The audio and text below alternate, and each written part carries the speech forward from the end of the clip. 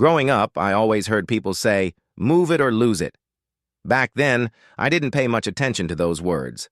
I thought it was just another old saying adults tossed around. But now, at over 90 years old, I can tell you, it was one of the most powerful truths of my entire life. I never started out as an athlete. In fact, I was a bookworm for most of my youth. But as the years passed, I watched friends and family around me start to slow down. First a little, then a lot. I realized that the ones who stayed active, even just a little each day, seemed to hold on to their energy, independence, and joy far longer than the rest. When I turned 60, I made a decision. No more excuses. I would move every single day, no matter what. Not for weight loss, not for vanity, but for life. My morning walks. The real game changer, it started with a simple walk. No fancy gym memberships, no equipment. Just me, a good pair of walking shoes, and the early morning breeze.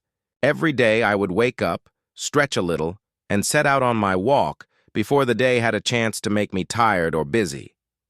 At first, it was just 10 minutes around the block. Some days my knees ached. Some mornings, it was freezing cold. Other times, the temptation to stay wrapped up in my warm blanket was almost too much to fight. But I made a promise to myself. If I can brush my teeth every morning without negotiation, I can walk every morning without negotiation. Little by little, that walk grew from 10 minutes to 30 minutes. Some days, I would even find myself walking for a full hour without realizing it. Lost in thought, listening to the birds, watching the sunrise paint the sky. I wasn't just walking. I was healing. I was strengthening.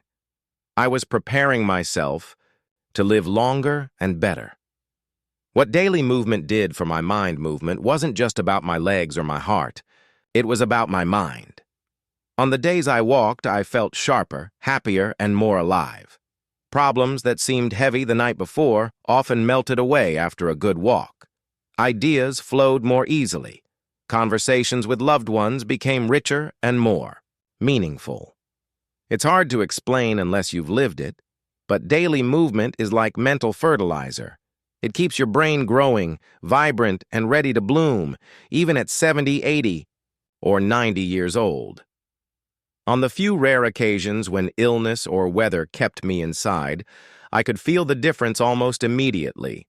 I would become irritable, restless, sluggish. It only confirmed to me what I already knew. Movement wasn't optional. It was essential. My simple rule: never miss twice. I knew I wasn't perfect. Some days, life got messy. A sudden trip, a bad cold, or family emergencies. They all interrupted my routine from time to time. But I made one sacred rule with myself: never miss twice.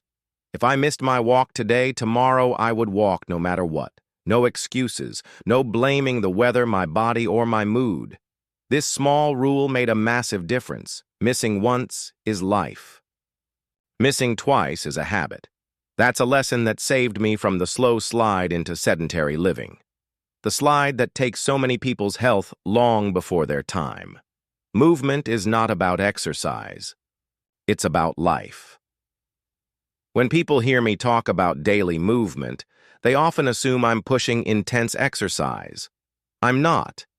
I'm talking about movement as a way of life. Bending, stretching, walking, gardening, dancing, swimming, cleaning, playing with grandchildren. Anything that keeps the body and soul awake. Some days my walk is simply a series of laps around the house if the weather is bad.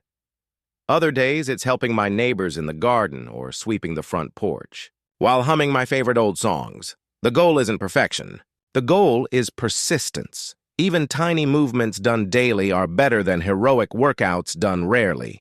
How it changed my journey to 90 and beyond. Looking back, I truly believe that simple decision, to start each day with movement, was one of the main reasons I'm still here today, still breathing deeply, still laughing loudly, still dreaming boldly. Doctors have told me my blood pressure, heart health, and mobility are far better than many people 30 years younger than me. I don't say that to brag. I say it to encourage you, because if someone like me, a former bookworm who hated sweating, could turn daily movement into a lifeline, so can you. Start small. Stay consistent. Don't aim for a marathon. Aim for tomorrow. If you had asked me in my younger days whether food could change your life, I might have chuckled and said, as long as it tastes good, that's all that matters. But oh, how time taught me otherwise. Now, at over 90 years old, I can tell you, the food you put on your plate becomes the building blocks of your future. Every bite is either fighting disease or feeding it, and thankfully I learned that truth early enough to make a real difference. Today I want to share with you the foods that I believe didn't just nourish me. They saved me. Why I gave up processed foods and never looked back. It started in my late 50s when a close friend of mine, just 2 years older than me, suddenly had a heart attack. He was healthy, or so we thought. He didn't smoke, he wasn't overweight, but he loved convenience, frozen dinners, fast food, processed snacks. That was the first wake-up call that jolted me awake. I started reading, learning, asking questions, and everything pointed to one truth. The more your food looks like it did when it came from the earth, the better it is for you. From that moment, I made a quiet promise to myself. If it came in a box, a bag, or a can, and had ingredients I couldn't pronounce, I didn't need it. Sure, it wasn't easy at first. I missed the quickness, the saltiness, the sugar rush. But slowly my taste buds changed, my energy lifted, and a new chapter of my health began. The green revolution on my plate. There's a reason why the oldest, healthiest people in the world, from Okinawa to Sardinia, fill their plates with green. Leafy vegetables became my best friends. I'm not talking about sad, soggy iceberg lettuce drowned in dressing. I'm talking about vibrant, alive foods: spinach, kale, collard, greens, broccoli, arugula, and Swiss chard. Every day, without fail, I made sure to get something green onto my plate. At first, it was a simple salad, then steamed greens with olive oil. Later, green smoothies that became my secret weapon for days when chewing felt like a chore. What I noticed was almost magical. My digestion improved. My skin looked healthier. My joints ached less. My mind felt clearer. The more green I ate, the more alive I felt. And now, I see it clearly. Greens are the secret fountain of youth that most people overlook. Healthy fats. My unsung heroes. When I was younger, fat was the enemy. We were told to fear butter, nuts, oils, but real wisdom and time showed me the truth. Good fats were never the enemy. It was fake fats, the chemically altered ones hiding in processed foods, that did the real damage. I embraced natural fats, and they embraced me back. Avocados, creamy and rich, became a regular guest at my table. Olive oil, cold-pressed and golden, drizzled over everything from salads to soups. Walnuts and almonds, just a handful a day, to feed my brain. Fatty fish like salmon, rich in omega-3, served as medicine for my heart. Instead of making me gain weight, these foods made me feel satisfied, nourished, and sharp. Fat didn't clog my arteries. It oiled the engine of my aging body. The sweet treats nature gave me, I'm not a saint. I love sweet things as much as anyone. But I learned to turn away from processed sugar and embrace nature's candy. Fruit. Berries especially became a daily delight. Blueberries for their powerful antioxidants. Strawberries for vitamin C. Blackberries for fiber and richness. A small bowl of mixed berries became my dessert of choice, especially sprinkled with a few chopped nuts or a dollop of plain yogurt. And here's the thing. I didn't just settle for fruit. Over time, my taste buds craved them more than cakes or cookies. They didn't leave me bloated, sluggish, or craving more. They left me feeling light, energized, and truly satisfied. I believe that simple shift, replacing fake sweets with nature's sweets, added years to my life. My daily power breakfast. Breakfast became sacred to me, a ritual of nourishment. Gone were the days of sugary cereals or white bread toasts. Instead, my typical breakfast now looks like this: a bowl of steel-cut oats, cooked slow and lovingly, topped with fresh berries, a spoonful of flaxseed, a drizzle of raw honey, a few almonds or walnuts on the side, and a cup of warm green tea to wake my senses. Simple, real, powerful. That one meal set the tone for my entire day: steady energy, sharp focus, and a feeling of control over my health. The real secret: it wasn't about perfection. People sometimes ask me, "Did you eat perfectly every day?" And I laugh. Of course not. There were holidays, family gatherings, special moments when I enjoyed a slice of pie or a piece of bread hot from the oven. But the magic wasn't in being perfect. The magic was in being consistent. Day after day, week after week, I built meals out of foods that healed, not harmed. And over decades, those choices compounded like good investments, earning me years of strength, energy, and joy. When people meet me and realize I'm well into my 90s, one of the first things they say is, "You're so sharp." And every time, I smile, not just because it's a compliment, but because I know it didn't happen by accident. Staying mentally sharp wasn't just luck or good genes. It was the result of small daily habits, just like brushing your teeth or stretching your legs. If you want your mind to stay young while your body grows older, you have to train it, feed it, and challenge it every single day. Let me tell you exactly how I've done it. I treat my brain like a muscle. One thing I learned early on is this: your brain is a muscle. If you don't use it, you lose it. At some point, I noticed friends and family my age falling into a dangerous pattern. They retired, slowed down, and let their days blur together without mental challenges. Their conversations got repetitive. Their thinking dulled. Their memories faded. I was terrified of that happening to me. So I made a personal vow. Every day I would give my brain a workout, and just like building strength in your arms or legs, building strength in your mind takes repetition, patience, and passion.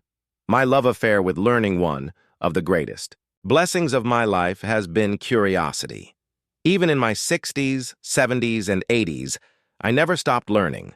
Every morning after my walk and breakfast, I set aside time for brain feeding. It could be reading a new book, history, philosophy, novels, even cookbooks, listening to podcasts or audio lectures on topics I knew nothing about, watching documentaries on everything from ancient civilizations to modern science, practicing a new skill like painting, photography, or even learning basic Italian phrases just for fun. The point wasn't mastery, it was exposure. New ideas, new challenges, new horizons. That daily commitment to learning kept my brain flexible, excited, and alive. I believe that staying curious is one of the most powerful anti-aging tools in existence. The power of journaling, conversations with myself. Another daily habit that transformed my mind was journaling. Now, I'm not talking about a stiff, formal diary. My journal was, and still is, a messy, living conversation with myself. Every morning I would write a few things I was grateful for, a few things I wanted to learn or improve, reflections on the day before, what went well, what challenged me, what inspired me. Random thoughts, dreams, worries, jokes, and doodles. Journaling wasn't just nice. It sharpened my awareness. It kept my memory strong. It allowed me to process emotions instead of letting them fester. It gave my mind a daily space to breathe and grow. I truly believe that putting thoughts onto paper keeps the brain young because it forces clarity, organization, and creativity all at once. Brain games, more than just entertainment, Admit, when brain games and mental fitness apps first became popular, I was skeptical, but curiosity won again. And I tried them. And guess what? They worked. Every day for just 10-15 minutes, I challenge myself with memory games, pattern recognition puzzles, word games and crossword puzzles, number sequences, and simple math challenges. These aren't chores. They're fun little battles I fight each day, and they keep me mentally flexible and alert. It's like oiling a door hinge. You don't notice the benefits immediately, but years later, when others' doors are stuck or squeaking, yours still swings open smoothly. Staying social. Mental exercise. Through connection, one of the most underrated ways I keep my mind sharp is by staying socially active. You see, talking to people, truly talking, is one of the most complex things your brain can do. You have to listen, think, respond, adjust, empathize. It's a mental dance, and it's beautiful. That's why I make it a priority to call my friends and family regularly, attend community events or gatherings, volunteer for local causes when possible, invite younger generations over for tea and stories. Even small conversations at the grocery store or on a park bench are golden opportunities to keep my mind buzzing. Isolation is a quiet killer. Connection is a loud healer. Keeping. Creativity. Alive creativity isn't just for artists. It's for everyone who wants to stay mentally vibrant. In my later years, I gave myself permission to create without worrying about results. Painting landscapes even if they looked like colorful blobs, writing short stories that made me laugh, sketching, gardening, singing old songs, and even inventing silly games with my great-grandkids. Creativity engages the mind in ways that pure logic never can. It stirs imagination, sparks emotions, and creates new neural pathways, like building secret bridges inside your brain. Even now, there's nothing more exhilarating than losing myself in a creative project and realizing hours have flown by. The real secret, showing up. Every single day, people sometimes think there's a magical exercise or brain food that holds the key to sharpness. But after all these years, I know the real secret is simple. Show up every day in small ways. Read a few pages, solve a few puzzles, write a few lines, talk to a few people. Create a few silly things. Over months and years, those little habits weave, a tapestry of mental strength that no one can take away from you. It's not a sprint. It's a beautiful, slow dance, one that keeps your mind shining bright long after the candles on your birthday cake start to crowd together. The secret relationships that kept me young at heart. When people ask me how I stayed so vibrant and joyful into my 90s, they expect me to talk about diet, exercise, or maybe good genes. But if you really want the truth, the raw, honest truth, I owe more to the people I loved and laughed with than any pill or vegetable. Relationships are the real fountain of youth. And the beautiful part? It's never too late to build them, cherish them, and let them heal you from the inside out. Let me take you back and show you how relationships, big and small, kept me young at heart all these years. The lifelong power of deep friendships. Can still see the faces of my dearest friends from decades ago, vivid in my mind, as if we had coffee together just this morning. Friendship, real friendship, is a treasure chest most people overlook in their rush to chase success, money, or fame. But it's the daily, ordinary bonds that quietly stitch your heart together and keep it strong.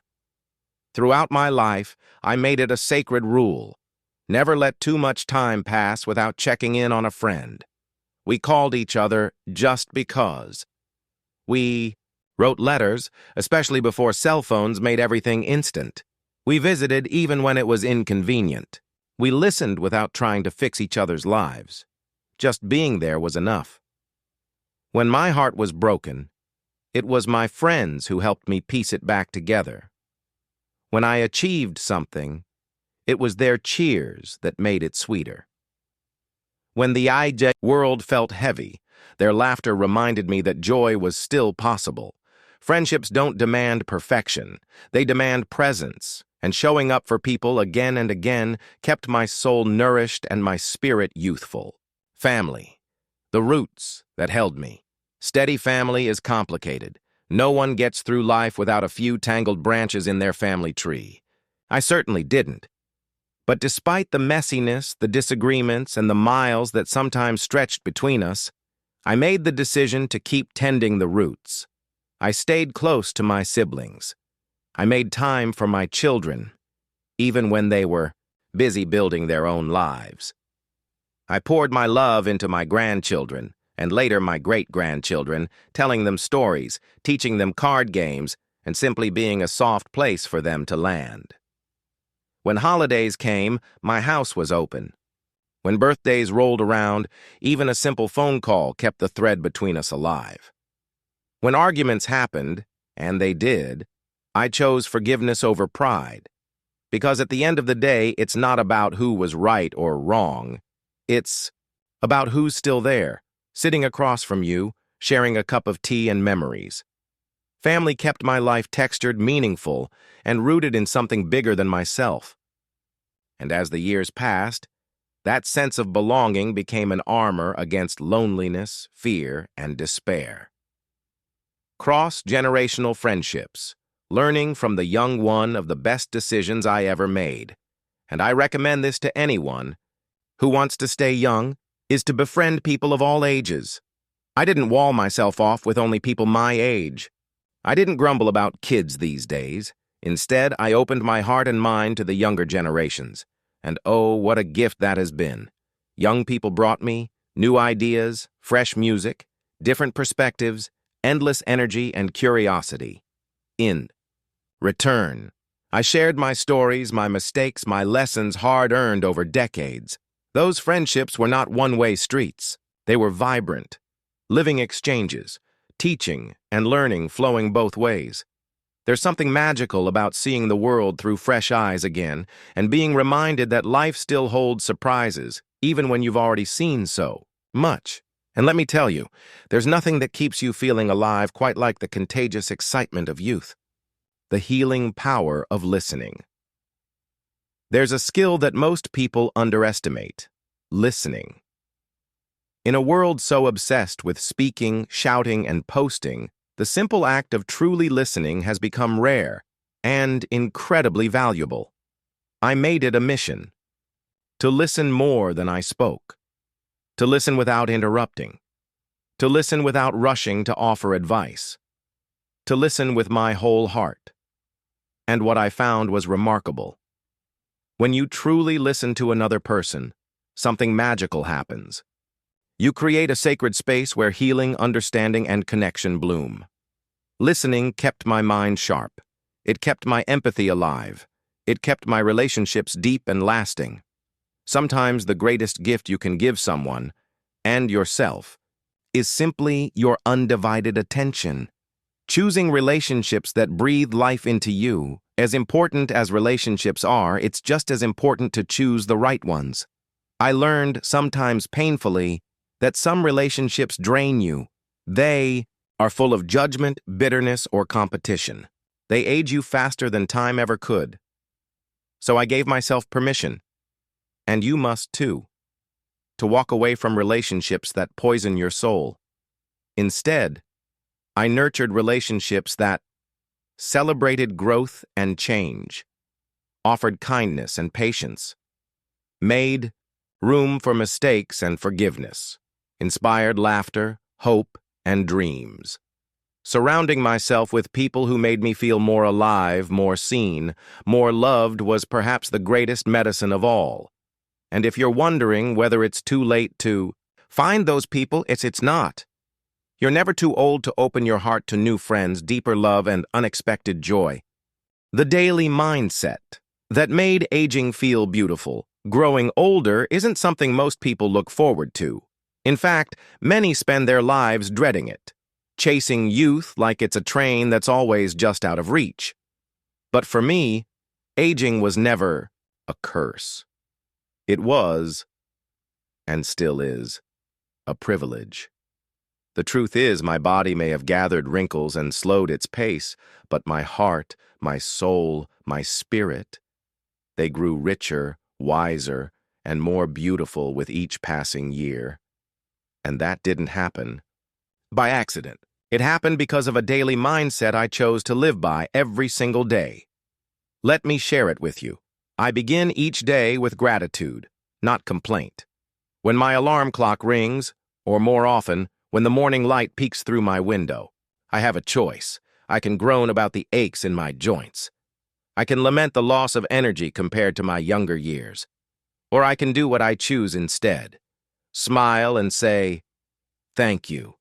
Thank you for another sunrise. Thank you for breath in my lungs. Thank you for another chance to laugh, love, and learn." Gratitude isn't about ignoring pain or pretending everything is perfect. It's about choosing to focus on what's still good, what's still possible, what's still miraculous. Starting the day with gratitude paints the whole day in brighter colors. It lifts the spirit and reminds me that even an ordinary day is a precious gift. I treat every new wrinkle like a story. When I look in the mirror, I don't see damage or decline. I see laugh lines from decades of joy, brow creases from decades of thinking, worrying, and caring deeply, faint scars from adventures and accidents that taught me resilience. Each wrinkle is a page from the book of my life. Each gray hair is a whisper of wisdom earned through heartaches, triumphs, losses, and love. So instead of spending energy trying to reverse aging, I spend it celebrating the evidence that I lived. There's so much beauty in being a living, breathing tapestry of experiences. I wouldn't erase a single line. Would you erase the best chapters of your story? Neither would I. I focus on what I can control. Aging, like so much of life, is filled with things beyond our control. I cannot stop time. I cannot prevent every illness. I cannot reclaim my 20-year-old knees, no matter how much I stretch or wish. But I can control my attitude, my habits, my kindness toward myself and others, my willingness to adapt, grow, and keep dreaming. Instead of getting stuck in the quicksand of what I can't do, I plant my feet firmly in what I can do. This simple shift, focusing on my sphere of control, turns frustration into empowerment. Every day, I ask myself, what can I do today to honor this life I've been given? And then I do it, with as much joy and intention as I can muster. I embrace change as a natural part of living. Many people fear change, especially as they age. They cling to old ways, old identities, old routines, even when those things no longer serve them. But life is change, and aging is simply life continuing to move, evolve, and expand. Instead of resisting change, I decided to welcome it like an old friend. If my body needed a slower pace, I adjusted my expectations. If technology changed the world around me, I stayed, curious instead of grumbling. If my roles shifted, from mother to grandmother to wise elder, I stepped into each new role with grace and gratitude. Every season of life has its own kind of beauty.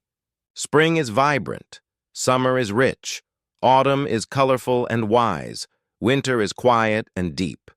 I embrace the season I'm in, knowing that every chapter adds depth and richness to the story of my soul. I practice kindness, especially toward myself. I could whisper just one piece of advice into the ear of every young person. It would be this: be gentle with yourself. We live in a world that glorifies pushing harder, doing more, looking perfect, achieving endlessly. But at the end of your days, trust me on this, it's not your flawless skin or your bank account you'll treasure. It's the way you treated yourself during the messy, beautiful journey of becoming. I learned to forgive myself for mistakes, speak kindly to myself, especially on hard days, allow rest without guilt, celebrate small wins, not just big milestones.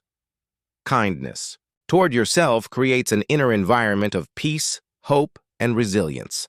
It's the soft pillow your heart can rest on when the storms of life rage outside. Aging beautifully starts with loving yourself fiercely, flaws and all. Final thoughts. The mindset that made it all possible. Aging is not a race against time. It's a dance with it. Every line, every gray hair, every slowed step, they are not enemies. They are witnesses. They are signs that I showed up day after day to live, love, and learn. My daily mindset, built on gratitude, acceptance, kindness, and wonder, made all the difference. It didn't stop time. It made time my friend. And if you, dear reader, can embrace aging not as something to fear, but as something to cherish, you'll find that life doesn't shrink as you grow older. It deepens.